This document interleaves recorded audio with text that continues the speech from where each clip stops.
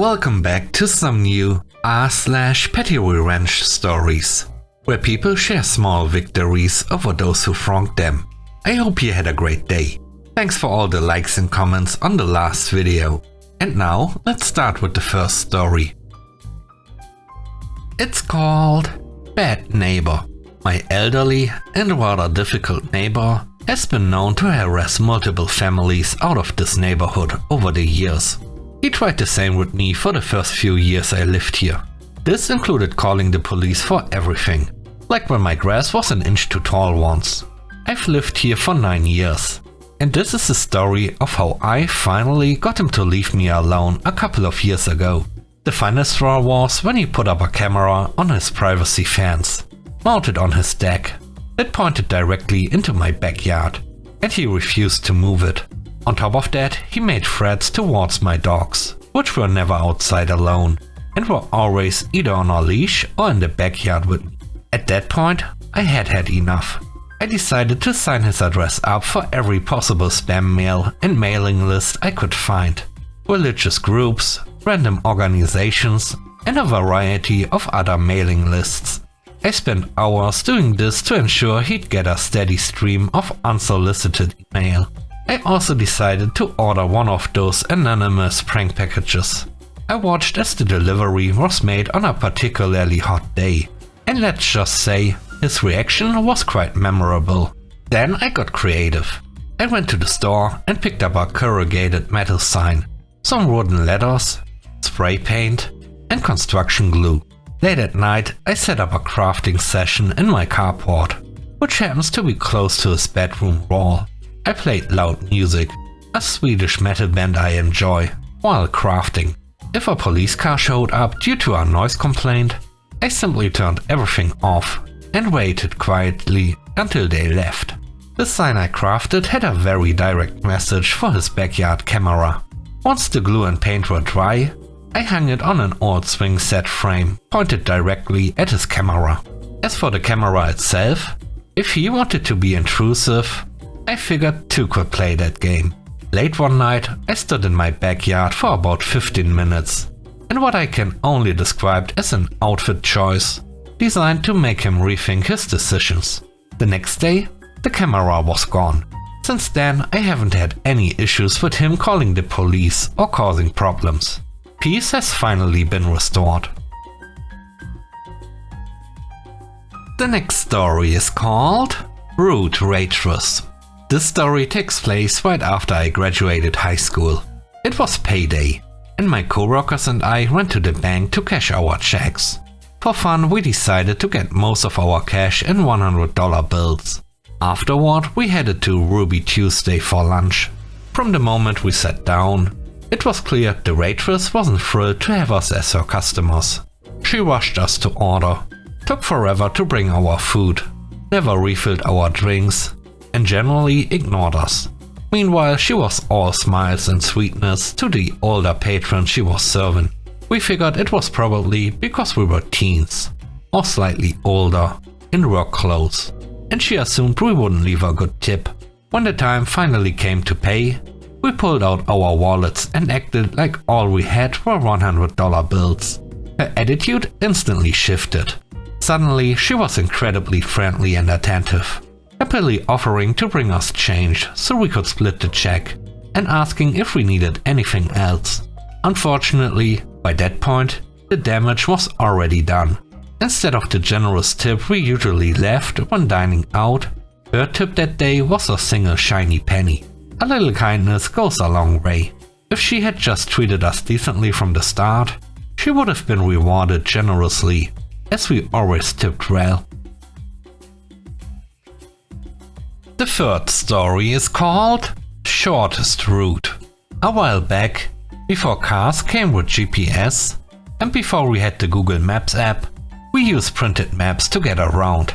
My job at the time involved a lot of travel, and we'd rely on MapQuest or maybe Bing Maps to plan our routes.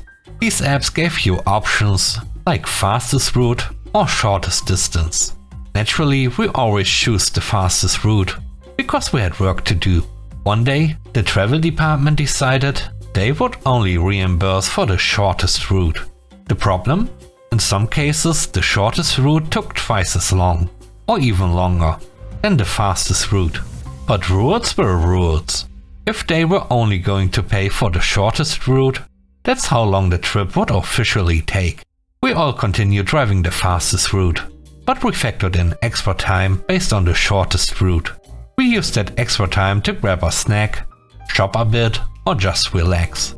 This led to an increase in overtime, since it seemed to take forever to reach our destinations. By the way, our bosses thought the new policy was ridiculous and fully supported our little rebellion. After a couple of months, the travel department noticed the overtime costs were far higher than any savings they were getting from travel reimbursements. Unsurprisingly, they changed the policy back to fastest route within a few months. The last story is called Terrible Arborist.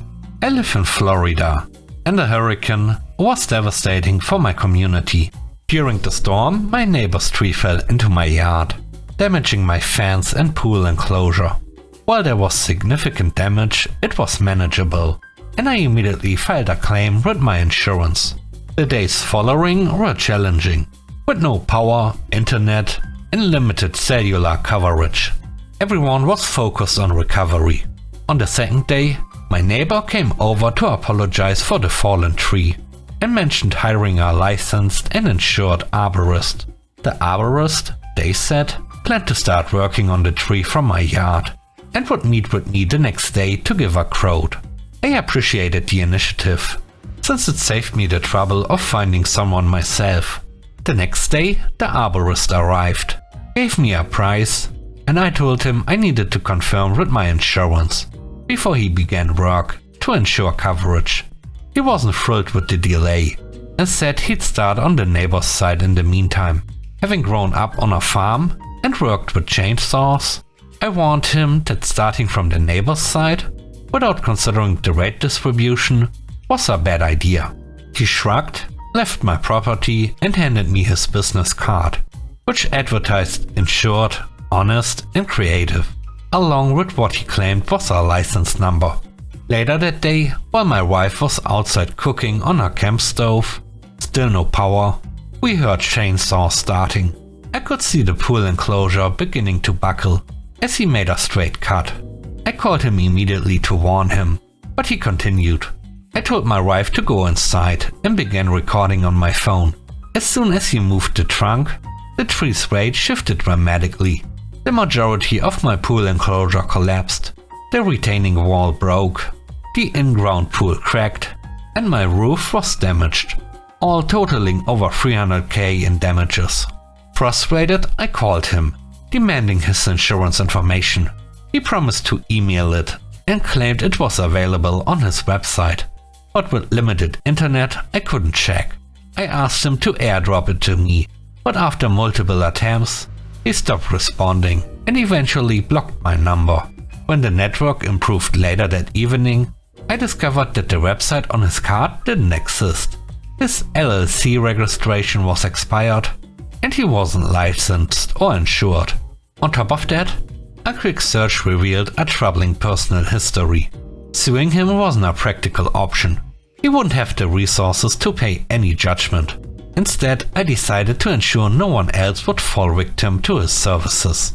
I purchased his business domain name, his personal name as a domain, and several variations of his business name. I also bought domains for his parents, who are real estate agents. I created a website in 2 hours, detailing my experience, his lack of credentials, and the damage he caused. All 15 domains redirected to this site. Over the past 2 months, the website had over 700 visitors.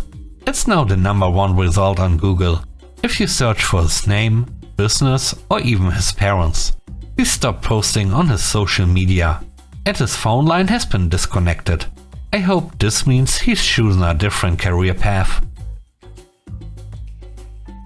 Thanks for watching the video. I hope you enjoyed it. If you did, please don't forget to leave a like, comment and subscribe. and if you have time, watch another one of my videos. Also, if you want to support me further, check out the channel membership or Patreon. And now, I hope you have a great day. See you soon. Bye bye.